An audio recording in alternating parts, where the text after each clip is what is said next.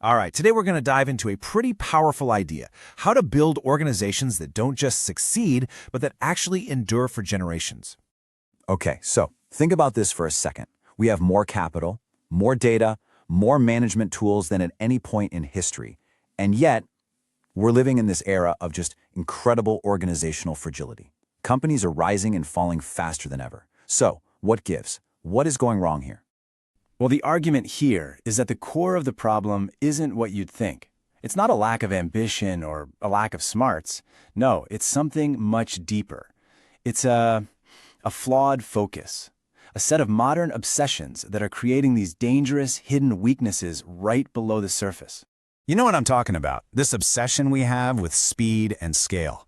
It's literally hollowing out our institutions from the inside. We're chasing these short-term metrics, building skills that look great on a dashboard, but, can't withstand a real crisis.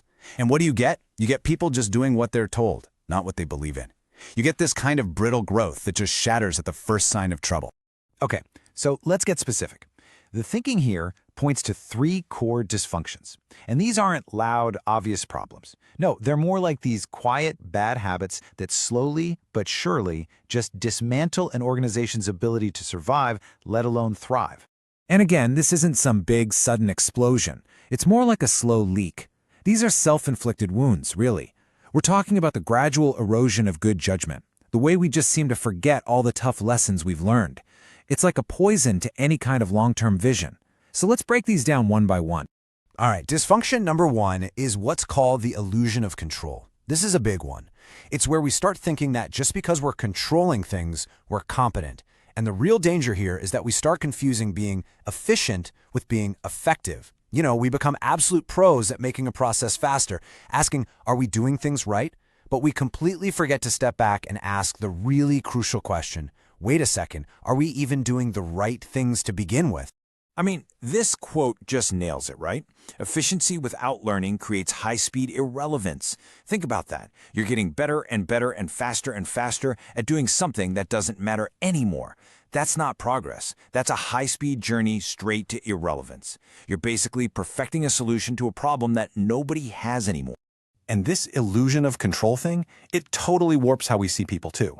We stop seeing them as learners, people capable of growth and judgment, and we start seeing them as resources to be managed. They become headcounts or cost centers, and that creates a culture of just pure compliance, which absolutely kills the initiative and curiosity you need for long-term survival. Dysfunction number two is short-termism, and it really is like an institutional poison. This line just captures the tragedy of it so perfectly. Your people gain experience all day long, but without any way to reflect on it and share it, all that wisdom just walks right out the door. Experience doesn't accumulate.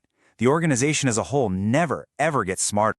And finally, all of this leads to cultural amnesia. The organization literally forgets why it exists.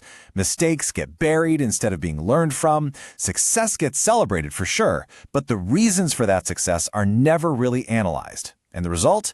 It's so predictable. Newcomers arrive, full of enthusiasm, and they just repeat the same costly mistakes all over again. Okay, so if that whole model of speed, control, and short-term thinking is so fundamentally broken, what's the alternative? Well, the source proposes a pretty radical but also a deeply practical shift in perspective. It's called the learning factory. And the core idea is simple, but it's really profound. What if the primary purpose of work wasn't just to produce an output, but to actually develop the people doing the work? What if your organization was a place where work makes people wiser, not just busier? This means shifting from seeing your organization as some rigid machine to seeing it as a living system. A machine, right, it treats any deviation as a fault that has to be eliminated. But a living system, it senses its environment. It treats those deviations as feedback, and it uses that information to adapt and to evolve. So how does that work in practice? Well, learning isn't some scheduled event. It's embedded right into the daily work through continuous feedback. Errors aren't crimes to be punished. They're valuable data to be studied.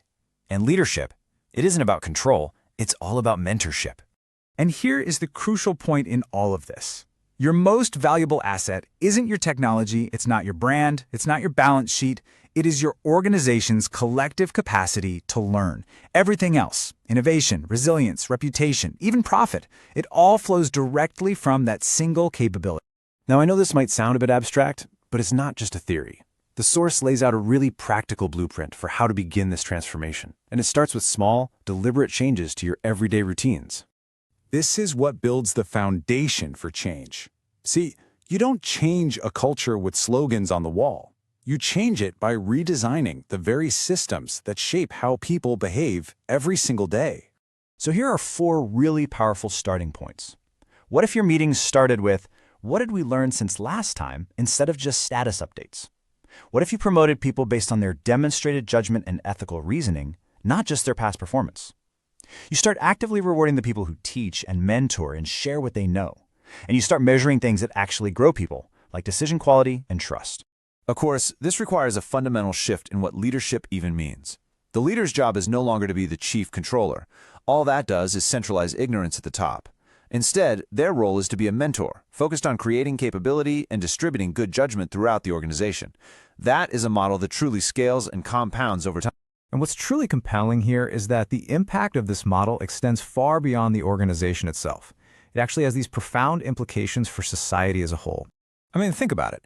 Most adults spend the majority of their waking hours at work. It's in the workplace where we learn daily lessons about fairness, authority, responsibility, and trust. And those lessons, they don't stay at work. We carry them home to our families and into our communities. So when work builds real competence, it also builds human dignity. When people are given the chance to participate meaningfully, it creates social stability. And these learning factories, they don't just extract value, they actually uplift their entire ecosystem, strengthening their suppliers, partners, and their local communities. They become these silent partners in building a stronger society. And this brings us to a really critical distinction. Are you optimizing for this quarter's performance, or are you optimizing for long-term endurance? A company focuses on the first. An institution, one that's built to last, focuses on the second. So, the final question I want to leave you with is not just about what you do, but what you are building. Is it a vehicle for short-term performance that's just going to eventually burn out? Or is it an enduring institution, a learning factory that's designed to grow stronger, wiser, and more valuable for generations to come?